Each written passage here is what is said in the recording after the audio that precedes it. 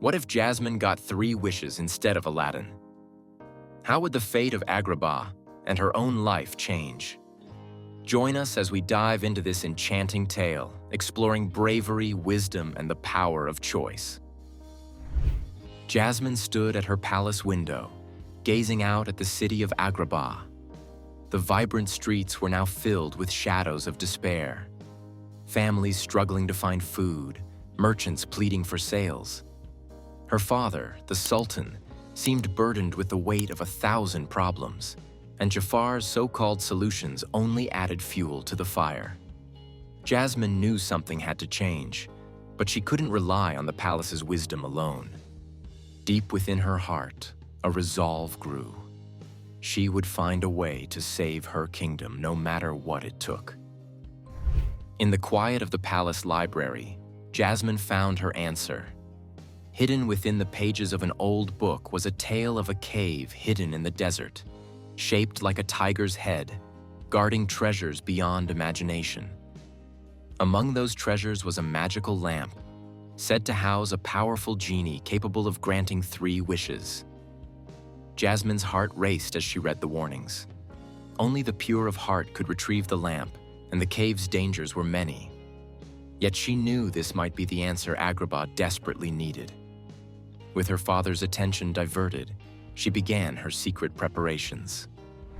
Long after the palace fell silent, Jasmine slipped away, her cloak shielding her identity.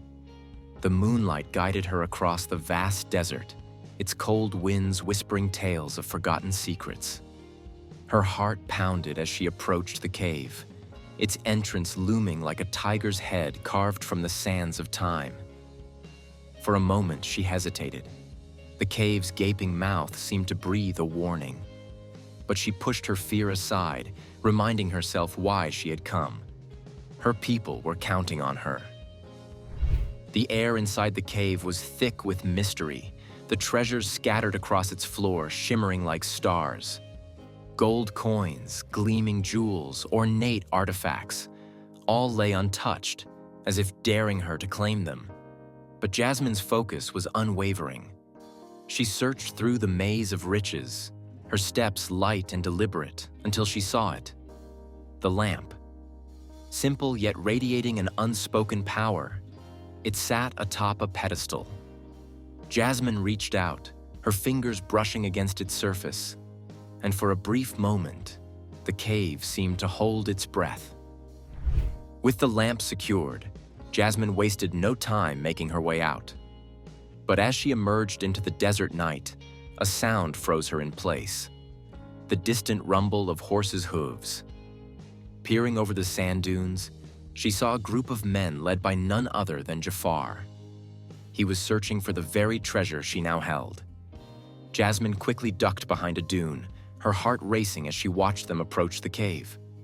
Once the coast was clear, she mounted her horse and galloped back toward Agrabah, the weight of the lamp heavy in her hands.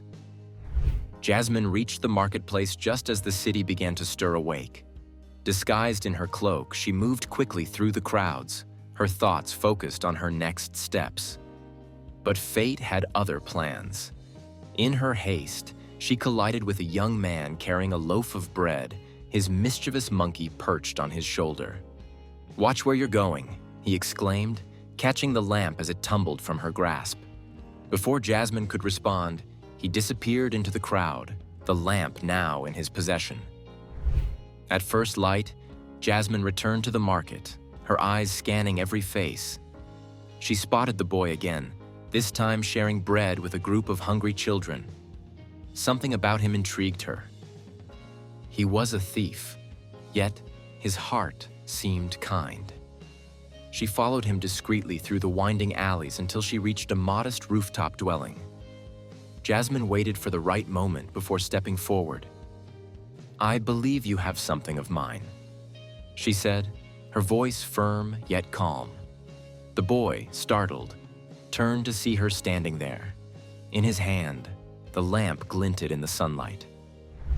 As soon as Jasmine retrieved the lamp, curiosity overcame her. She rubbed its surface, and with a burst of light and color, the genie appeared, his form towering above them.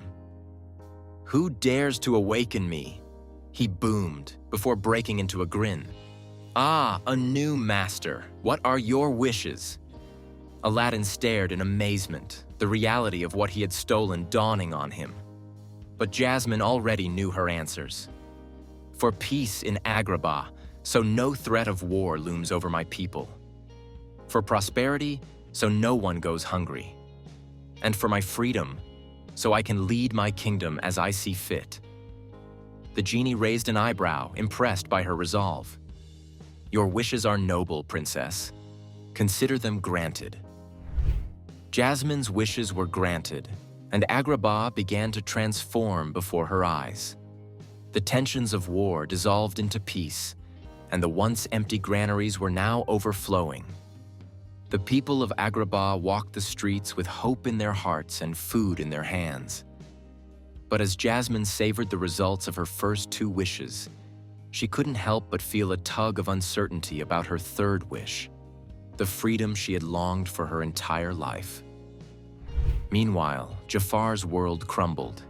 His influence over the Sultan had always relied on fear and chaos, both of which Jasmine's wishes had erased. He stormed into the throne room, demanding answers. But the Sultan now saw him for what he was, a manipulative traitor. "Your games are over, Jafar," the Sultan declared. For the first time, Jafar felt powerless, but his ambition burned hotter than ever. If the lamp existed, he would find it. In the days that followed, Jasmine found herself drawn to Aladdin. Though they came from different worlds, his kindness and courage matched her own. On a quiet evening, they sat together atop a rooftop, the city glowing beneath them. "You didn't have to return the lamp," Jasmine said. Aladdin shrugged. "It wasn't mine to keep. Besides, you've done something amazing with it." For the first time, Jasmine felt the weight of her decisions lighten, knowing she wasn't alone in this journey. But the story of the lamp wasn't over yet. With Jasmine's third wish, the genie had been reset, ready for a new master. Aladdin hesitated as he held the lamp, unsure if he should use its power. The genie appeared with a grin. "Well, well, street rat, what'll it be? Fame, fortune, a palace of your own?" Aladdin laughed nervously. I don't know. Maybe." He paused, looking at Jasmine. "I wish for the chance to see her again." The genie snapped his fingers. Done. Aladdin's second wish came swiftly, to live without stealing, giving him a fresh start in life. But his final wish was the one that surprised everyone. "I wish for your freedom," he told the genie. For a moment, the genie froze, his eyes wide. You'd do that for me?" Aladdin nodded. With a burst of light, the genie was free. His shackles disappeared, and he danced in the air, his laughter echoing across the desert.